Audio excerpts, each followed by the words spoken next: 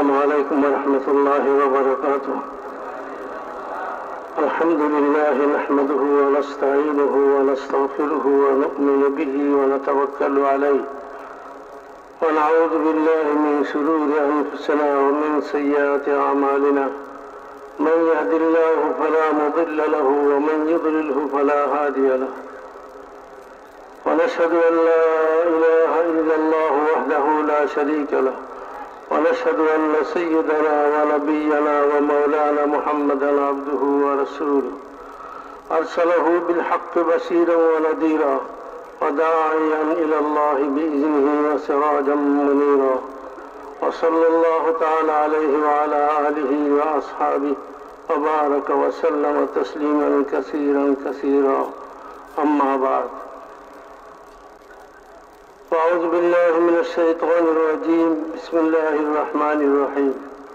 بل تؤثرون الحياة الدنيا والآخرة خير وأبقى إن هذا لفي الصحف الأولى صحف إبراهيم وموسى.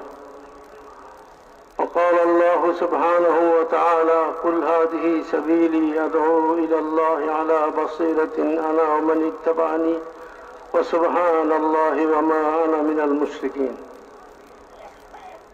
وقال رسول الله صلى الله عليه وسلم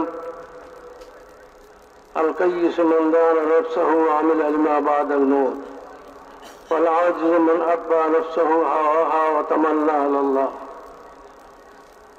وقال عليه الصلاة والسلام بلغوا عني ولو آية أو كما قال عليه الصلاة والسلام صدق الله مولانا العظيم وصدق رسوله النبي الكريم ونحن على ذلك من الشاهدين والشاكرين الحمد لله رب العالمين. মোহতারম দোস্ত বুজুর্গ, আল্লাহ তাআলা আমাদের এখানে জমা হওয়াকে কবুল করেন এবং আল্লাহ পাক আমাদের এই জমা হওয়াকে আমাদের জন্য পুরো আলমের ইনসানের জন্য হেদায়েতের জরিয়া বানায় দেন। আমরা এক বহুত বড় মেহনতের সম্পর্কের কারণে এখানে জমা হয়েছি। ওই মেহনতটা হলো দাওয়াতির আল্লাহর মেহনত, যেটাকে আমরা নবীওয়ালা মেহনত বলি। যে মেহনত দিয়ে আল্লাহ তাআলা সমস্ত নবীদেরকে যুগে যুগে মানুষের হেদায়েতের জন্য পাঠিয়েছেন। প্রত্যেক যুগে নবী এই মেহনতকে নিয়ে আসতেন। এটা এমন একটা মেহনত যে মেহনত হলো হেদায়েতের আসবাব, দাওয়াত হেদায়েতের ইয়াকিনী এবং নিশ্চিত আসবাব। আল্লাহ তাআলা প্রত্যেক যুগের মানুষের হেদায়েতের জন্য নবীদেরকে দাওয়াতের মেহনত দিয়ে পাঠালেন। কি অর্থ এটা? এমন প্রথম যাকে মানুষ হিসাবে আল্লাহ তাআলা দুনিয়াতে পাঠালেন তাকে নবী হিসাবেও পাঠালেন। এনি হেদায়েতের মেহনতের হেদায়েতের জন্য নবীওয়ালা মেহনতের অস্তিত্ব জরুরি। নবীওয়ালা মেহনতের অস্তিত্ব যদি না থাকে, নবীওয়ালা মেহনতের সেকেল যদি মেহনত যদি না থাকে, তাহলে হেদায়েত আসবে না, গোমরাহিতে দুনিয়া ভরে যাবে।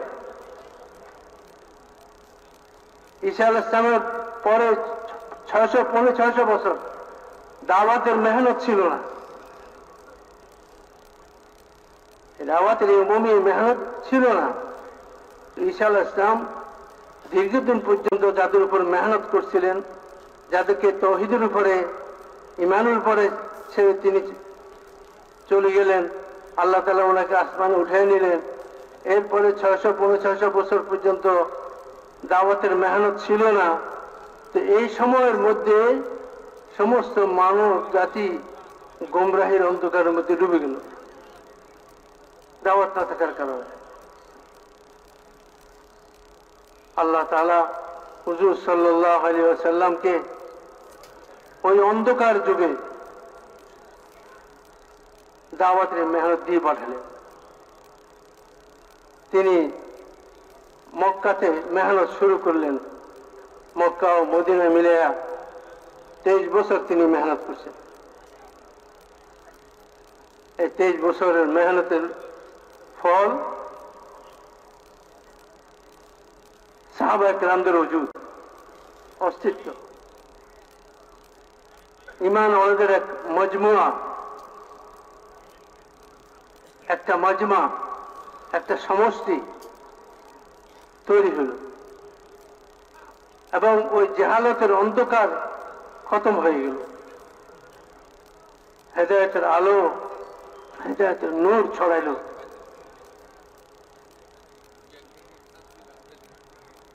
যেখানে মানুষ গোমরাহির ভিতরে এভাবে ডুবেছিল যে বাইতুল্লাহ তওয়াফ করতো তারা লেগটা হয়ে, মূর্তি পূজা করতো, বাইতুল্লাহর ভিতরে মূর্তি পূজা হতো। যে বাইতুল্লাহকে আল্লাহ তাআলা তার ঘর হিসাবে বলছেন, এটা আমার ঘর, আল্লাহর ঘর। আল্লাহ তাআলা ইব্রাহিম আলাইহিস সালামকে দিয়ে এই ঘরকে পুনর্নির্মিত করেছেন। সেই ঘরের মধ্যে মূর্তি পূজা হইতেছে। মক্কা মদিনার ঘরে ঘরে শিরক, কুফর, অন্ধকার ছড়াইছিল। রাসূলুল্লাহ সাল্লাল্লাহু আলাইহি ওয়াসাল্লাম মেহনত শুরু করলেন, দাওয়াতের মেহনত একা একই শুরু করলেন। আল্লাহ তাআলা হুকুম দিলেন, ফাসদা বিমা তুমার ওয়া আরিদ আনিল জাহিলিন, যে আপনি প্রকাশ্যে দাওয়াত দেওয়া শুরু করেন। জাহিলদের পরোয়া করবেন না, তারা আপনার সাথে কি ব্যবহার করবে, তারা আপনাকে কষ্ট দিবে, তারা আপনার সাথে কি আচরণ করবে, এগুলোর কোনো পরোয়া করবেন না, আপনি প্রকাশ্যে দাওয়াত দেন। রাসূলুল্লাহ সাল্লাল্লাহু আলাইহি ওয়াসাল্লাম হযরত খাদিজা রাদিয়াল্লাহু তাআলাকে বললেন যে, খাদিজা, চাদর ভাঁজ করে রেখে দাও, আমার চাদর ভাঁজ করে রেখে দাও। আল্লাহ তাআলার পক্ষ থেকে হুকুম এসে গেছে দাওয়াতের, লা রাহাতা বাদাল ইয়াউম, আজকের পর থেকে মুহাম্মদের জন্য আরাম হারাম হয়ে গেল। রাসূলুল্লাহ সাল্লাল্লাহু আলাইহি ওয়াসাল্লাম একাই মেহনত শুরু করলেন। আর খাদিজা কুবরা মহিলাদের মধ্যে সর্বপ্রথম যিনি রাসূলুল্লাহ সাল্লাল্লাহু আলাইহি ওয়াসাল্লামের রিসালাত ও নবুয়তের উপর ঈমান আনেন এবং তার সাহায্য করার জন্য কোমর বন্ধে তৈরি হন। আর পুরুষদের মধ্যে, বয়স্ক পুরুষদের মধ্যে হযরত আবু বকর রাদিয়াল্লাহু তাআলা আনহু, তিনি হুজুর সাল্লাল্লাহু আলাইহি ওয়াসাল্লামের সামনে আসলেন, আসে বললেন যে, হে মুহাম্মদ, আমি আপনাকে তালাশ করতেছি, আপনি কোথায়? হযরত আবু বকর রাদিয়াল্লাহু আনহুর সাথে হুজুর সাল্লাল্লাহু আলাইহি ওয়াসাল্লামের ঘনিষ্ঠ বন্ধুত্ব ছিল আগে থেকেই। আবু বকর রাদিয়াল্লাহু তাআলা আনহু অত্যন্ত ন্যায়নিষ্ঠ মানুষ ছিলেন, যদিও কাফের ছিলেন, কিন্তু কুফরের অবস্থাতেও তিনি কোনো সময় শরাব পান করেন নাই, মদ পান করেন নাই, মূর্তি পূজা করেন নাই। তার বিবেকে এটা বাধ্য, এটাকে বলে সুস্থ বিবেক। এটাকে কি বলে? সুস্থ বিবেক। বিবেক যখন অসুস্থ হয়ে যায়, এই মানুষের ব্রেক থাকে না, ভালো মন্দ সে ফয়সালা করতে পারে না, সিদ্ধান্ত নিতে পারে না। আর আবু বকর রাদিয়াল্লাহু তাআলা প্রধান বিচারপতি ছিলেন মক্কাতে এবং বড় ব্যবসায়ী ছিলেন, বিবেকবান মানুষ ছিলেন। তিনি এই সমস্ত মূর্তি পূজা, নিজের হাতে গড়া কাঠের মাটির তৈরি এসব মূর্তি পূজা, এগুলাকে তিনি পছন্দ করতে পারতেন না। আর শরাব পান করা আর অসভ্যতা, বেহায়াই, এগুলাকে পছন্দ করতেন না। অর্থাৎ সুস্থ বিবেকের অধিকারী ছিলেন। বিবেক যখন সুস্থ হয়, এই সমস্ত লোকের হেদায়েত পাওয়ার সম্ভাবনা থাকে। এরা দাওয়াতকে বুঝতে পারে, দাওয়াতকে, এদের অন্তর খোলা থাকে, এদের দিলের অন্তরের কপাট দরজা খোলা থাকে। হকের কথা যখন কানে ঢুকে, তো কানের ভিতর দিয়ে দিলের মধ্যে ঢুকে যায়।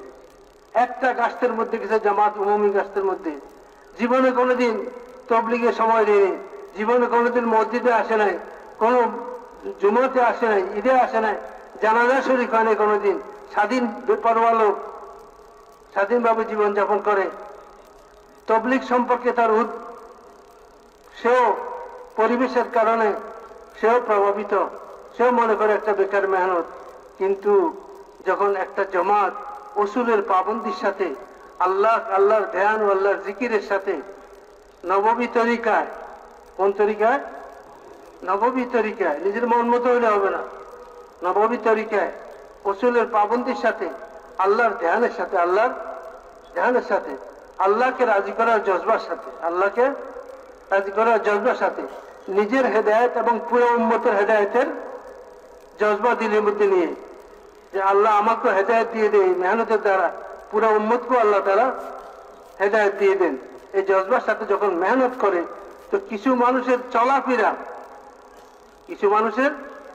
চলাফেরা, এটারে মুভমেন্ট বলে ইংরেজিতে, চলাফেরা, ঘোরাফেরা, এটা ঘোরাফেরা থাকে না, এটা শুধু ঘোরাফেরা থাকে না, এটা দিন পরিবর্তনের উসিলা হয়ে যায়, অন্তর পরিবর্তনের উসিলা হয়ে যায়। ওই লোকটা যে স্বাধীন চেতা বেপরোয়া লোক, তার নজর পড়ে জমাতের উপরে, যে নিচের দিকে নজর দিয়ে রাস্তার ডান পাশ দিয়ে বন করে জিকির করতে করতে সুন্নত তরিকায় চলতেছে, এক একজন মুসলমানের কাছে যাইতেছে, সালাম দিতেছে, মুসাফা করতেছে, তাকে আখিরাত বুঝাইতেছে, আল্লাহ বুঝাইতেছে, ইমান বুঝাইতেছে, মৌতের পরে জিন্দেগি বুঝাইতেছে, দুনিয়ার জিন্দেগি ধোঁকা, আখিরাতের জিন্দেগি হাকিকত, মরতে হবে, মরার পরে আল্লাহ তাআলার সামনে যাইতে হবে। আল্লাহ তাআলা তখন জিজ্ঞেস করবেন, কি নিয়ে এসছো? তখন জবাব দিতে হবে। এই জান, এই মাল যেটা আমাদের কাছে আছে, এটা আল্লাহ তাআলার আমানত। এই আমানত সম্পর্কে জিজ্ঞাসিত হবো আমরা সবাই। ভাই, এই জন্য মৌতের আগে মৌতের পরে জিন্দগির জন্য কি করতে হবে? তৈরি নিতে হবে। এই জন্য এই মেহনত আমরা এক একজন লোকের কাছে যাচ্ছি নিজের জন্য, নিজের আখিরাতকে সুন্দর করার জন্য। আর সারা দুনিয়ায় বসবাসরত সমস্ত মানুষের দুনিয়া এবং আখিরাত সুন্দর হয়ে যায়, এই জজবা নিয়ে আমরা এই মেহনতের মধ্যে বেরোছি, ঘুরতেছি, এক একজন মুসলমানের কাছে অনুনয় বিনয় করে তারে এদিকে নিয়ে আসার চেষ্টা করতেছি। ওই সে কথাগুলো শুনতেছে, তার কানের ভিতর দিয়ে, যেহেতু তার দিলের দরজা কি খোলা আছে, বিবেকবান লোক, তার কানের ভিতর দিয়ে দিলের মধ্যে কথাটা ঢুকে যেতেছে। আর সে বলতেছে, ঠিক আছে ইনশাআল্লাহ আমি আসবো, অথবা তখনই তৈরি হয়, অথবা বলে আমি আসবো। পরবর্তীতে সে আসে আর বয়ানে বসে, কিছু কথাবার্তা শোনার পরে জিন্দেগি পরিবর্তনের সিদ্ধান্ত নেয় এবং তশকিল হয়। 3 দিন থেকে 4 মাস, কোনো এক পর্যায়ে সেও তশকিল হয়ে যায়। এরপরে চলে, তার জীবনের গাড়ি চলা শুরু হয় এই দাওয়াতের রাস্তায়। চলতে চলতে একসময় আল্লাহ তাআলা তাকে শুধু হকের উপর চলার যোগ্যতাই তার মধ্যে পয়দা করেন না, শুধু দ্বীনের উপর চলার যোগ্যতাই পয়দা করেন না, বরং দ্বীন জিন্দা হওয়ার জরিয়া আল্লাহ তাকে বানাইছেন, হক জিন্দা হওয়ার জরিয়া আল্লাহ তাআলা তাকে বানাইছেন, মানুষের হেদায়েত পাওয়ার জরিয়া এবং উসিলা আল্লাহ তাকে বানাইছেন। সে জরিয়া এবং উসিলা হয়ে যায় মানুষের হেদায়েতের জন্য। হযরত আবু বকর সিদ্দিক বললেন যে, আপনি কোথায় ছিলেন এতক্ষণ? আমি আপনাকে তালাশ করতে করতে পেরেছেন।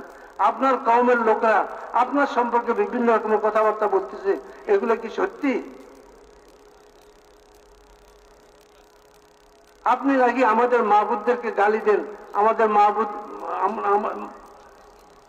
এক আল্লাহকে মাবুদ বলে আপনি দাওয়াত দিতেছেন, এটা আর আমাদের সমস্ত মাবুদকে অস্বীকার করতেছেন। লোকরা বলতেছে আপনার সম্পর্কে এই ধরনের নতুন ধর্ম আপনি নিয়ে আসছেন, আমাদের বাপদাদার ধর্মকে আপনি মিথ্যা বলতেছেন। রাসূলুল্লাহ সাল্লাল্লাহু আলাইহি ওয়াসাল্লাম শুধু একটা কথা বললেন, কোনো জবাব দিলেন না, ওনার কথা কোনো জবাব দিলেন না। একটা কথা বললেন, আবু বকর, আমি আল্লাহর রাসূল, আমি আল্লাহর রাসূল। আল্লাহ তাআলা আমাকে দুনিয়াতে পাঠিয়েছেন সারা দুনিয়ার মানুষের প্রতি দাওয়াত দেওয়ার জন্য। আমি তোমাকে দাওয়াত দিচ্ছি, বলো লা ইলাহা ইল্লাল্লাহ মুহাম্মাদুর রাসূলুল্লাহ। হুজুর সাল্লাল্লাহু আলাইহি ওয়াসাল্লামের কথা শেষ হইতেই হযরত আবু বকর রাদিয়াল্লাহু আনহু বললেন, আশহাদু আল্লা ইলাহা ইল্লাল্লাহ ওয়া আশহাদু আন্নাকা মুহাম্মাদান আবদুহু ওয়া রাসূলুহু। আমি সাক্ষ্য দিচ্ছি আল্লাহ ছাড়া কোনো মাবুদ নাই, তিনি একক মহান সত্তা, আর আমি সাক্ষ্য দিচ্ছি আপনি আল্লাহর বান্দা এবং রাসূল। মেরে ভাইয়া বুজুর্গ, মানুষের দিলের দিল যখন সাদা হয়, দিলের মধ্যে যখন কপটতা থাকে না, দিলের দরজা যখন মানুষ খোলা রাখে, আর হকের প্রত্যাশা, আশা, হকের আকাঙ্ক্ষা দিলের মধ্যে থাকে যে হককে পাইলে কবুল করবে, হকের উপর চলবে, তো আল্লাহ তাআলা একদিন তাদেরকে হকের সন্তান দিয়েই দেবে। ওয়াল্লাযীনা জাহাদু ফীনা লানাহদিয়ান্নাহুম সুবুলানা ওয়া ইন্নাল্লাহা লামাআল মুহসিনিন। একজন মানুষ যখন হককে তালাশ করে, রাত্রে গেছে ডাকাতি করতে, কি করতে গেছে? এলাকার শ্রেষ্ঠ ডাকাত ফজাইলে সাদাকাতের মধ্যে বাক্যটা আছে, কি নাম না ছিল? ফজাইল না? হ্যাঁ, তো উনি দলবল নিয়ে ডাকাতি করার জন্য এক বাড়িতে হানা দিছে, উদ্দেশ্য লুট করবে, লুটপাট করবে। মধ্যরাত্রি, গভীর রাত্রি, সাথীরা এক জায়গায় অপেক্ষা করতেছে, উনি ওই ঘরে সিঁড়ি দিয়ে উঠতেছে, এমন সময় ঘরের ভিতর থেকে আওয়াজ আসতেছে, ইমানদারদের কি এখনো তওবা করার সময় হয় নাই? যে তারা আল্লাহর ভয়ে তাদের অন্তর প্রকম্পিত হবে, আল্লাহর ভয়ে তাদের অন্তরে খুশু পয়দা হবে, আল্লাহর ভীতি পয়দা হবে, সেই সময় কি এখনো ইমানদারদের জন্য আসে নাই? তো উনি, ওনার কানে যখন এই আওয়াজ গেছে, এই আওয়াজ কান দিয়ে সোজা কোথায় চলে গেছে? দিলের মধ্যে চলে গেছে। আর তিনি সেখানে চিৎকার দিয়ে বলতেছেন, হ্যাঁ হ্যাঁ এসে গেছে, সে সময় এসে গেছে, এসে গেছে। উনি বুঝতেছেন যে এই কথা আমাকেই বলা হইতেছে, এই কথা আমাকেই বলা হইতেছে। ওখানে তো ঘরে তাহাজ্জুদের মধ্যে কোনো আল্লাহর বান্দা কোরআন তেলাওয়াত করতেছিল, কোনো আল্লাহর বান্দা কোরআন তেলাওয়াত করতেছিল, আর আল্লাহ তাআলা এই আওয়াজকে তার কানে পৌঁছায় দিছে। দিলের মধ্যে হকের তলব ছিল, হকের তলব ছিল, সুস্থ দিলের অধিকারী ছিল, সুস্থ বিবেক ছিল, তো আল্লাহ তাআলা তাকে হেদায়েত দিয়ে দিলেন। হেদায়েত, তওবা করে, সমস্ত সাথীদেরকে নিয়ে তওবা করে জিন্দেগি পরিবর্তন করলেন এবং যুগের শ্রেষ্ঠ ওলিদের মধ্যে শামিল হয়ে গেলেন। মেরে ভাই আর বুজুর্গ, আল্লাহ তাআলা আমাদেরকে এখানে নিয়ে আসছেন এবং দাওয়াতওয়ালা কাজের সাথে আল্লাহ আমাদেরকে সম্পর্ক নসিব করছেন। এরা আল্লাহ তাআলার বহুত বড় মেহেরবানি। এই নিয়ামতের কদর করা দরকার। এই নিয়ামতের কদর হলো এই মেহনতকে উসুলের পাবন্দির সাথে মেহনতের হক আদায় করে এই মেহনতকে করা, এই মেহনতের তাকাদাগুলাকে নিজের জান মাল বেকিমত করে এই মেহনতের তাকাদাগুলোকে পুরা করার জন্য কোশিশ করা, চেষ্টা করা, হালাত থেকে মুতাআসসির না হওয়া, অবস্থা থেকে মুতাআসসির না হওয়া। হালাত যেরকমই হোক, তাকাদা যখন সামনে আসে তো আমি ওই তাকাদাকে পুরা করার জন্য নিজেকে পেশ করব। আল্লাহ হালাতকেও ঠিক করে দিবেন, আল্লাহ তাআলা হালাতকে ঠিক করে দিবেন। হালাতকে ঠিক করানোওয়ালা কে? আল্লাহ। আর হালাত ঠিক হবে আমলের দ্বারা, কোরবানি, মেহনত, মুজাহাদা, এগুলোর দ্বারা হালাতকে আল্লাহ তাআলা ঠিক করে দিবেন। আমলের দ্বারা আল্লাহ তাআলা হালাতকে ঠিক করে দিবেন। হালাত গায়ের জোরে ঠিক করা যায় না, হালাত টাকা পয়সা, মাল দৌলত, আসবাব দিয়ে ঠিক করা যাবে না। হালাত তো ঠিক হবে আমলের দ্বারা। মান আমিলা সালিহাম মিন যাকারিন আও উনসা ওয়া হুয়া মুমিন ফালানুহইয়ান্নাহু হায়াতান তাইয়্যিবা ওয়া লানাজজিয়ান্নাহুম আজরাহুম বিআহসানি মা কানু ইয়ামালুন। যারা নেক আমল করবে, মহিলা হোক পুরুষ হোক, ইমানদারির সাথে নেক আমল করবে,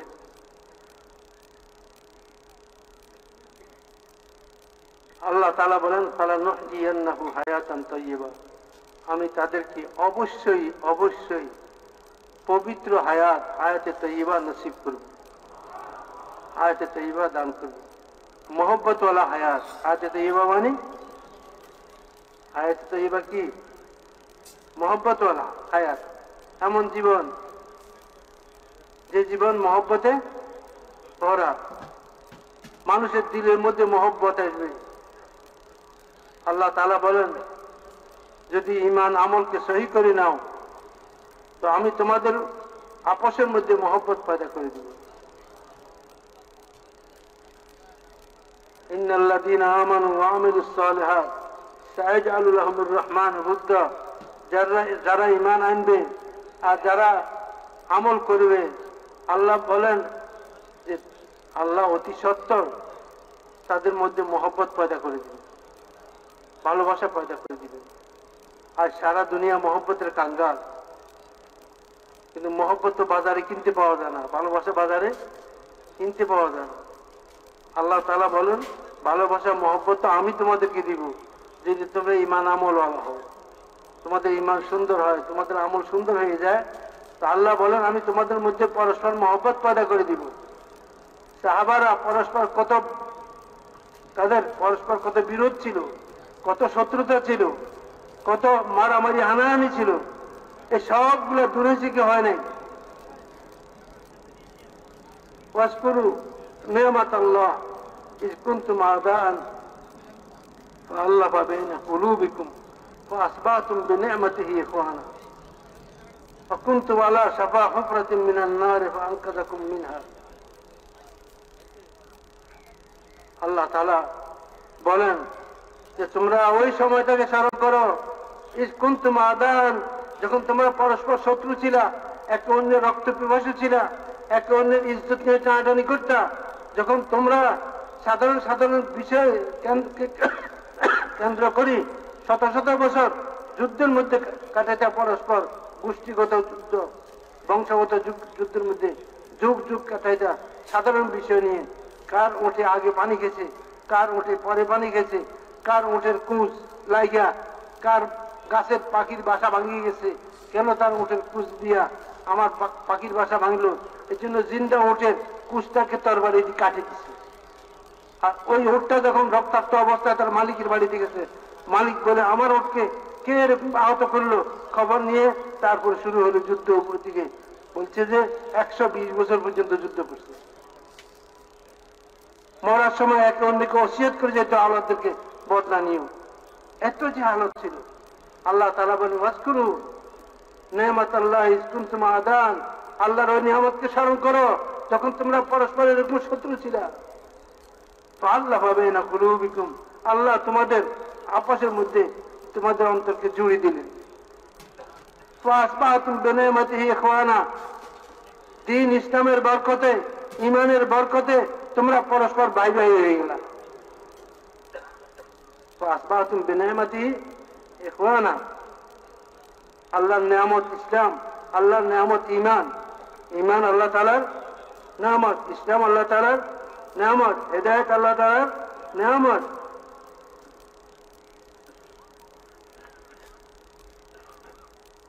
ঈমান আল্লাহর নিয়ামত। আল্লাহ বলেন, এই ঈমানের বরকতে, ইসলামের বরকতে তোমরা পরস্পর কি হয়ে গেলা? ভাই ভাই হয়ে গেলা। অকুনতুম আলা শাফা হুফরাতিন মিনান নার, আর তোমরা গুনাহ করতে করতে, নাফরমানি করতে করতে, আল্লাহর হুকুম নষ্ট করতে করতে, খায়সাতের উপর চলতে চলতে, বাতিলের ইত্তেবা করতে করতে তোমরা জাহান্নামের কিনারে পৌঁছে গেছিলা। জাহান্নামের কিনারে পৌঁছে গেছিলা। ফাআনকাযাকুম মিনহা, আল্লাহ তাআলা মেহেরবানি করে তোমাদেরকে একবার জাহান্নামে পড়ে যাইতেছিলা এরকম অবস্থা থেকে উঠাই নিয়ে আসে। রাসূলুল্লাহ সাল্লাল্লাহু আলাইহি ওয়াসাল্লাম ফরমান, তোমরা জাহান্নামের দিকে প্রতিযোগিতামূলক ভাবে দৌড়ে যাইতেছিলা, প্রতিযোগিতামূলক দৌড়ে যাইতেছিলা। যেমন কেউ কোথাও যদি আগুন জ্বালায় তো পতঙ্গ আছে না, ছোট ছোট পতঙ্গ, পোকা, মোমবাতি জ্বালালে মোমবাতির উড়ি উড়ি পড়ে, ঠাস ঠাস করে আওয়াজ আর পুড়ে যায়। আর দেখছেন না আপনারা পতঙ্গ? বলে কেউ পতঙ্গ জ্বালালে, আগুন জ্বালালে পতঙ্গগুলো যেরকম তার মধ্যে আগুনের আসক্ত হইয়া ঝাঁপাই পড়ে আগুনের উপরে জ্বলে যায়। আল্লাহ তাআলা জাহান্নামের আগুনকে প্রজ্বলিত করছেন, আর তোমরা খায়সাতের উপর চলে চলে ওই আগুনের মধ্যে ঝাঁপাইয়া ঝাঁপাইয়া পড়তেছ, প্রতি যুগতলে পড়তেছ। হুজুর সাল্লাল্লাহু আলাইহি ফরমান, আমি তোমাদের কোমর ধরে ধরে টানতেছি যাতে না পড়ো। আমি তোমাদের কোমর ধরে ধরে টানতেছি যাতে তোমরা না পড়ো। ভাই, এই মেহনতের দ্বারা দরদ দিলের মধ্যে পয়দা করতে হবে। যে দরদ নবীদের অন্তরে আল্লাহ তাআলা দিয়েছিলেন, রাসূলুল্লাহ সাল্লাল্লাহু আলাইহি ওয়াসাল্লাম অন্তরে দিয়েছিলেন। সারা দুনিয়ার মা বাবার দরদ সন্তানের জন্য একত্রে করলে একজন নবীর দরদ উম্মতের জন্য তার চাইতেও বেশি। দায়ী তো ওই যার অন্তরে উম্মতের দরদ আছে, উম্মতের বেদিনী দেখা, উম্মতের বেহাই দেখা, উম্মতের সীমালঙ্ঘন দেখা, উম্মতের গুনাহ মাসিয়ত কে দেখা সমালোচনা করে না, সমালোচনা করে না, বরং ব্যথিত হয়। আর ব্যথিত অন্তরে চিন্তা করতে থাকে কিভাবে কিভাবে নাফরমানি এই মাসিয়তকে মিটানো যাবে। মৌলানা ইলিয়াস রহমাতুল্লাহ বলতেন, কুতুব হইতে চাও কুতুব, যদি কুতুব হইতে চাও তো আমার কাছে নিয়ম আছে, সহজ তরিকা আছে। সেটা হলো যে চিন্তা করো সারা পৃথিবীতে কোথায় কোথায় আল্লাহর দিন মিটতেছে, আল্লাহর দিন মিটতেছে কোথায় কোথায়, চিন্তা করো। আর সাথে সাথে এটা ফিকির করো যে কিভাবে মেহনত করলে পরে যেখানে যেখানে দিন মিটতেছে, হেদায়েত মিটতেছে, আবার সেখানে দিন জিন্দা হইতে পারে, হেদায়েত জিন্দা হইতে পারে, এটা ফিকির করো। মশওয়ারা 2.5 ঘন্টার রোজানা মেহনত, রোজানার মশওয়ারা এটারই। রোজানার মশওয়ারা কিসের? মসজিদের ছাতা থেকে নিয়ে পৃথিবীর শেষ প্রান্ত পর্যন্ত বসনেওয়ালা ইনসান কিভাবে হেদায়েত পায়, এটাই মসজিদের মশওয়ারা। মসজিদের মশওয়ারার নাম এটা না যে কয়েকজন বসলাম, বসা করলাম যে কালকে তালিম কি করবি, বলে অমুক করবে, যে বস ঠিক আছে হয়ে গেল উঠে যাই, এটা না। ফিকির করেন যে দুনিয়া, সারা দুনিয়াতে বসবাসরত মানুষ হেদায়েত কিভাবে পায়, 100% মুসলমান কিভাবে দ্বীনের উপর আসতে পারে, ইমানের উপর আসতে পারে। মসজিদ থেকে নিয়ে ফিকির হবে পুরা পৃথিবীর জন্য, মসজিদ থেকে তশকিল হবে সারা দুনিয়াকে সামনে রাখি, চিল্লার জন্য, চিল্লার জন্য, আলমের জন্য। আলমে ফিকির করবে মসজিদের সাথীরা যে ভাই আমাদের মসজিদ থেকে দুনিয়ার প্রত্যন্ত কোণে যাওয়ার জন্য কে কে তৈরি আছে। এটা দেখবো না তার কাছে টাকা পয়সা আছে কিনা, তার কাছে ধন সম্পদ আছে কিনা, তার কাছে শিক্ষা দীক্ষা আছে কিনা, না না, এগুলোর উপর নির্ভর করে না। দেখেন যে ওই দিলওয়ালা কিনা, কিওয়ালা, দিলওয়ালা কিনা দেখেন, দরদওয়ালা কিনা দেখেন। যদি দরদি লোক হয়, দিলওয়ালা লোক হয়, অন্তরে দিনের দরদ থাকে, উম্মতের দরদ থাকে, মহব্বত থাকে, ফিকির থাকে, তো যদি তার কাছে জাহেরি আসবাব নাও থাকে, আল্লাহ ব্যবস্থা করে দিবে, আল্লাহ তাআলা ব্যবস্থা করে দিবে। আগে জমানা তো বিদেশি জামাতগুলো যে তৈরি হইতো, বহুত কোরবানির সাথে তৈরি হইতো। ঘরের গরু বিক্রি করে, বিবির গলার অলংকার, হাতের অলংকার বিক্রি করে বিবিরে তৈরি করে যে তোমারও আল্লাহ তাআলা মেহনতের নেকি দান করবেন। কোরবানি দিয়ে ধার কর্য করে আল্লাহ রাস্তায় যেত। আর সাধারণ মানুষ ছিল, গ্রামের মানুষ ছিল, খুব বেশি শিক্ষিত ছিল না, ভালো করে বিভিন্ন দেশের ভাষায় কথাও বলতে পারতো না, নিজের দেশের ভাষায়ও শুদ্ধ কথা বলতে পারে না। এই ধরনের লোকগুলো কিন্তু দিলের মধ্যে দরদ ছিল, দিলে ব্যথা ছিল, মহব্বত ছিল উম্মতের। তো আল্লাহ তাআলা তাদেরকে ওই সমস্ত দেশে যেখানে কোনোদিন সে চিন্তাও করে নাই সে যাইতে পারবে, যেখানকার ভাষাও সে জানে না, আল্লাহ তাআলা সেখানকার মানুষের হেদায়েতের জন্য তাকে উসিলা বানাই দিয়েছে, জরিয়া বানাই দিয়েছে। সাহাবায়ে কেরাম কোন ভাষা জানতেন? আরবি ছাড়া আর কোন ভাষা জানতেন? কিন্তু যে কোনো মুলকে গেছেন, পুরা মুলকিকে বদলাই দিয়েছেন, পুরা মুলকিকে কি করছেন ভাই? বদলাই দিয়েছেন। আজমের ভাইয়ের বুজুর্গ, এই মেহনতের মধ্যে তাকত রয়ে গেছে। যদি মেহনতটা ওই সেফাতের সাথে করা হয় তাহলে ইনশাআল্লাহ আজের এই মেহনতের দ্বারা জিন্দগি পাল্টাবে, আমাদের জিন্দগিও পাল্টাবে আর উম্মতের জিন্দগিও পাল্টাবে। আল্লাহ তাআলা আমাদেরকে রসুলের পাবন্দির সাথে